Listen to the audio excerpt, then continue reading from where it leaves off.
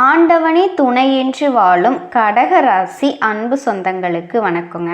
என்னை அழ வைக்கவும் விழ வைக்கவும் 1000 பேர் இருந்தாலும் வாழ வைக்க நீயே இருக்கிற ஈசனே.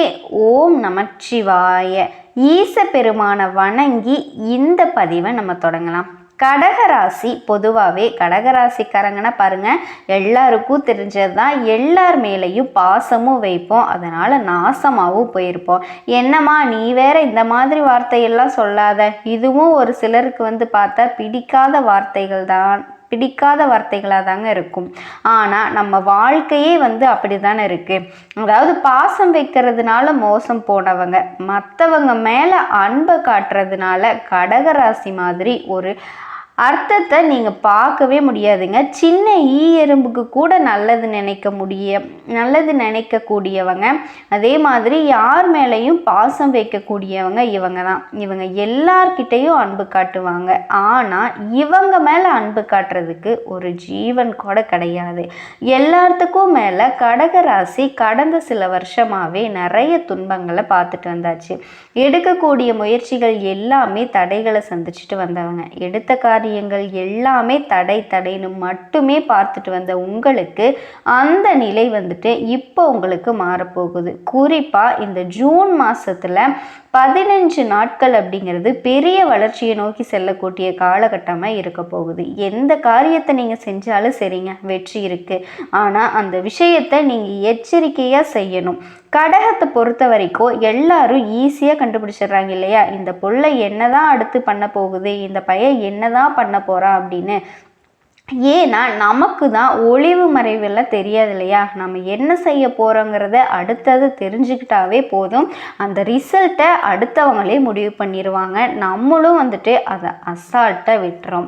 சரி விடு பார்த்துக்கலாம் அப்படிங்கிற மாதிரி என்னதான் இத்தனை நாட்களாக தடைகள் இருந்தாலும் சரிங்க, கடகராசிக்காரங்க ஜூன் மாத தடைகளை உடைக்க போகிறீங்க. பணமழை கொட்ட போகுது. குறிப்பாக சுருக்கமாக சொல்கிறேங்க, வருமானம் அதிகரிக்கும். அதே இடத்துல செலவு வரும், ஆனால் சுப செலவுகள் வரும். வேலையிலையும் சரி தொழிலையும் சரி முயற்சிக்கு உண்டான பலன் கிடைக்கும். பணியிடங்களில் மேலதிகாரிகள் கிட்ட அங்கீகாரமும் கிடைக்கும், பாராட்டும் கிடைக்கும். உடல் நலம் மேம்படும். இது எடுத்துக்காட்டாக ஒரு சில விஷயங்களை சொல்லியிருக்கேன். இப்போ தெளிவாக உங்கள் ராசியில் எந்தெந்த கிரகங்கள் எங்கெங்கே இருக்காங்க, இந்த மாதத்தில் எந்தெந்த கிரகங்கள் மாற்றமாகறாங்க, அதாவது எந்தெந்த கிரகங்கள் மாற்றமாகறாங்க. ஒரு மனுஷனுக்கு எந்த அளவுக்கு உசுறு முக்கியமோ அந்த அளவுக்கு ஜோதிடத்தில் நவகிரகங்கள் முக்கியங்க. இந்த நவகிரகங்களுடைய அமைப்பை வச்சு தான் நமக்கு நல்லதும் கெட்டதும் தீர்மானிக்கப்படுது. கடக ராசிகளுக்கு பொதுவாக சொல்லணும்னாவே உங்கள் ராசியில் எந்தெந்த கிரகங்கள் எங்கெங்கே இருக்க போகிறாங்க இதை பொறுத்து பலன்கள் சொல்லப்படுது. இப்போ தலைப்பை பார்த்துருப்பீங்க, ஜூன் 15 முதல் தலைகீழாக மாறப்போகும் குடும்ப வாழ்க்கைன்னு. அது மிட்டம் இல்லாமல் மறுபிறவி எடுக்கக்கூடிய நேரங்க. கடக ராசிக்காரங்க ஜூன் மாதம் 7ஆம் தேதிக்கு பின்னாடி உங்கள் வாழ்க்கையில் நிகழக்கூடிய அதிசயங்களும் என்ன அப்படிங்கிறத தெளிவாக பார்க்கலாம். கடக ராசி புனர்பூசம் நட்சத்திரம் 4ஆம் பாதம், பூசம் நட்சத்திரம், ஆயில்யம் நட்சத்திரம். உங்கள் ராசியில் கிரக நிலைன்னு பார்த்தோன்னா ராசியில் சந்திர பகவான் உங்களுடைய அதிபதி, அவர் கூட பூமிக்காரகன்னு சொல்லக்கூடிய செவ்வாய் பகவான். 2 பேரு கூட்டணியில. அடுத்தது தனவாக்கு ஸ்தானத்தை பொறுத்த வரைக்கும் பாம்பு கிரகம்னு சொல்லக்கூடிய கேது பகவான். அடுத்தது அஷ்டமஸ்தானத்தை பொறுத்த வரைக்கும் சனீஸ்வர பகவான். அவர் கூடவே பாம்பு கிரகத்துல முதல்ல இருக்கக்கூடிய ராகு பகவான். ஸோ இவங்க 2 பேரும் கூட்டணியில. அடுத்து தொழில் ஸ்தானத்தை பொறுத்த வரைக்கும் சுக்கிர பகவான், லாபஸ்தானத்தை பொறுத்த வரைக்கும் சூரிய பகவான். அவர் கூடவே புதன் பகவானும் கூட்டணியில இருக்காரு. அடுத்தது அயன சயன யோகஸ்தானத்தை பொறுத்த வரைக்கும் தேவர்களுக்கும் குருவான குரு பகவான். ஸோ 9 நவகிரகங்கள் இப்படி வலம் வரக்கூடிய இந்த நேரத்தில் கிரக மாற்றம்ங்கிறது இந்த மாதத்தை பொறுத்த வரைக்கும் 5 முறை மாறுதுங்க. இந்த நாட்களில் எல்லாமே புதன் பகவான் லாபஸ்தானத்திலிருந்து அயன சயன யோகத்துக்கு போக போகிறாரு. 2ஆவதாக செவ்வாய் பகவான் ராசியிலிருந்து தனவாக்கு குடும்பஸ்தானத்துக்கு மாறுறாரு. 3ஆவதாக 14/6/2025 அன்னைக்கு சூரிய பகவான் லாபஸ்தானத்திலிருந்து அயன சயன பாகத்துக்கு போக போகிறாரு. 4ஆவதாக 22/6/2025 அன்னைக்கு புதன் பகவான் அயனஸ்தான யோக இருந்து ராசிக்கு மாறுறாரு. கடைசியாக பார்த்தீங்கன்னா மாதத்தோட இறுதி நாட்கள்னு சொல்லக்கூடிய 29/6/2025 அன்னைக்கு சுக்கிர பகவான் தொழில் ஸ்தானத்திலிருந்து லாபஸ்தானத்துக்கு மாறுறாரு.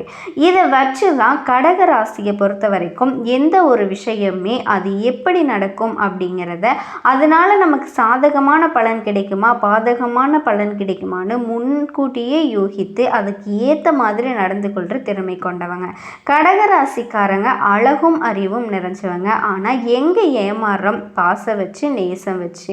அதாவது மோசம் போன முட்டாள் ராசியாக மாறக்கூடிய இடம்னா அது பாசம் வச்சு தான். அது இல்லை அப்படின்னா கடகத்தை யாராலையுமே அசைக்கவே முடியாதுங்க. ஓகேங்களா? சரி, அது ஒரு பக்கம் இருக்கட்டும். யார் தான் என்ன தான் உங்களை ஏமாத்தினாலும் ஒரு நாளும் கடகத்தோட கண்ணீருக்கு அவங்க பதில் சொல்லியே ஆகணும். சரிங்களா? அதுக்கு மாற்றம் தரக்கூடிய வகையில் இது நாள் வரைக்கும் நீ பட்ட கஷ்டம்லாம் போதும்ப்பா, நல்லா இரு அப்படிங்கிற மாதிரி இந்த ஜூன் மாதம்ங்கிறது உங்கள் வாழ்க்கையில் நல்ல ஒரு மாதமாக இருக்க போகுது. அதிர்ஷ்டகரமான மாதம்னே சொல்லலாங்க. ஸோ உங்களை பொறுத்த வரைக்கும் வீண் செலவு இந்த மாசத்துல இருக்காது. குடும்பத்துல இருக்கவங்கெல்லாம் உங்களுக்கு மதிப்பு கொடுப்பாங்க, மரியாதை கொடுப்பாங்க. எந்த வேலையை எடுத்தாலும் சரிங்க, முடிக்கிறதுல இருந்த தடை தாமதங்களா நீங்கள் போகுது. ஆனால் ஒரு விஷயத்தை மட்டும் உயிரே போனாலும் செய்யக்கூடாதுன்னு சொன்னேன் இல்லையா? வீண் விவகாரங்களில் தலையிடுறதையும் மற்றவங்களுக்காக வாதாடுறதையும் தவிர்க்கிறது ரொம்பவே நல்லது. இதை எழுதி வச்சுக்கோங்க, மனசில் நல்லா பதிய வச்சுக்கோங்க. கடகராசிக்காரன் மற்றபடி வருமானம் கூடுது, மன திருப்தி கூடுது. அதே போல் தொழிலில் வியாபாரத்தில் இருக்கவங்களுக்கும் புதிய ஆர்டர்கள்லாம் வர்றதில் தாமதம் நீங்குதுங்க. குறிப்பாக இந்த தொழில் செய்கிறவங்க இல்லையா, அவங்களுக்குலாம் என்னதான் வரவு இருந்தாலுமே திடீர் முதலீடு செய்கிறதுக்கு கொஞ்சம் செலவும் போகும். ஆனால் தொழிலை பொறுத்த வரைக்கும் முதலீடு அப்படிங்கிறது உங்களுக்கு செலவு கிடையாது. அடுத்து உத்தியோகத்தில் இருக்கவங்க ரொம்ப கவனமாக இருக்கிறது நல்லதுங்க. மேலே எடுத்துக்கிட்டு கனிவாக நடந்துக்கோங்க. இதை தொடர்ந்து நண்பர்கள் மற்றும் உறவுக்காரங்க உங்களுக்கு உதவிகரமாக இருப்பாங்க. அடுத்தது குடும்பத்தை பொறுத்த வரைக்கும் அனுசரித்து நடந்துக்கோங்க. வாழ்க்கை துணையோட ஆரோக்கியத்தில் கவனம் வச்சுக்கோங்க. பிள்ளைகளுக்காக கொஞ்சம் அலைய வேண்டியிருக்கும். மற்றபடி மகிழ்ச்சி உண்டாகுங்க. அடுத்ததாக குறிப்பாக பெண்களுக்கு ஒரு விஷயம் சொல்கிறேங்க.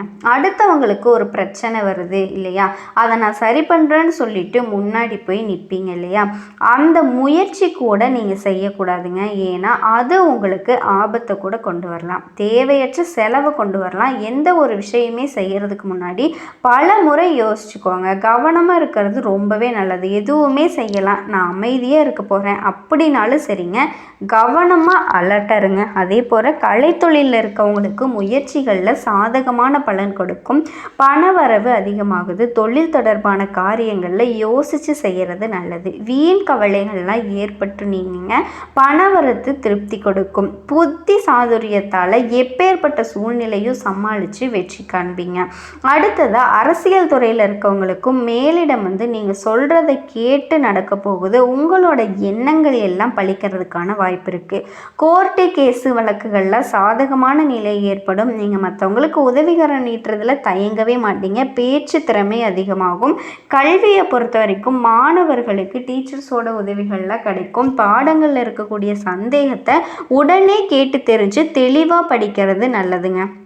அடுத்ததாக மனசில் உற்சாகம் பிறக்கும்.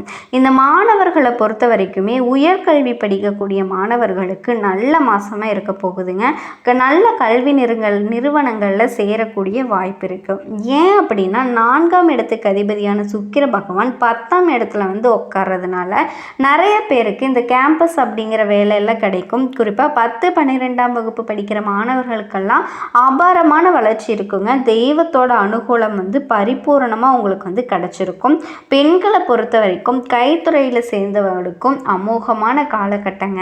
வேலைக்கு முயற்சி செய்கிறீங்களா, நல்ல வேலை கிடைக்கும். உங்களுடைய மதிப்பும் மரியாதையும் குடும்பத்தில் உயரப்போகுது. அடுத்ததாக அரசியல் தலைவர்கள் சூரிய பகவானை பொறுத்த வரைக்கும் முதல் 15 நாட்களுக்கும் பாதகஸ்தானத்தில் இருக்காரு. பின்னாடி விரயஸ்தானத்துக்கு போகிறாரு. அஷ்டம சனி உங்களுக்கு விலகிறதுனால அரசியல் தலைவர்களுக்கு இருந்த பெரிய தடைகள் எல்லாமே நீங்க போகுது. பொதுமக்களுக்கும் சரி உங்களுக்கு நண்பர்களுக்கும் சரி இடையே இருந்த இடைவெளி அப்படிங்கிறது குறையுது, புரிதல் ஏற்படுங்க, எதிரிகளோட தொல்லைகள் மறைஞ்சிரும். விரயஸ்தானத்தில் சூரியன் செல்றதுனால மனசில் ஒரு விதமான சலிப்பு ஏற்படுறதுக்கு வாய்ப்பு இருக்குது. அந்த சலிப்பை தாண்டி உழைச்சிட்டிங்க அப்படின்னா அரசியல்வாதிகளுக்கு வெற்றிகள் தேடி வருங்க. அடுத்து வெளிநாட்டு யோகம், 9ஆம் இடத்துக்கு அதிபதி குரு 12ஆம் இடத்துக்கு போய் உட்காந்துருக்கிறதுனால வெளிநாடு செல்லக்கூடிய யோகம் இருக்குது. அடுத்ததான் நல்ல மாநிலத்தில் வேலை செய்கிறவங்களுக்கு நல்ல வேலை வாய்ப்புகள்லாம் கிடைக்கும், நிறைய செலவுகள் இருக்கும். இந்த மாதத்தை பொறுத்த வரைக்கும் சீக்கிரமாக இருக்கிறது பல நல்ல பலன்களை கொடுக்க போகுதுங்க. கடகராசி அன்பர்களுக்கு இன்னும் இதை பற்றி நம்ம தெளிவாக பார்க்கலாம்.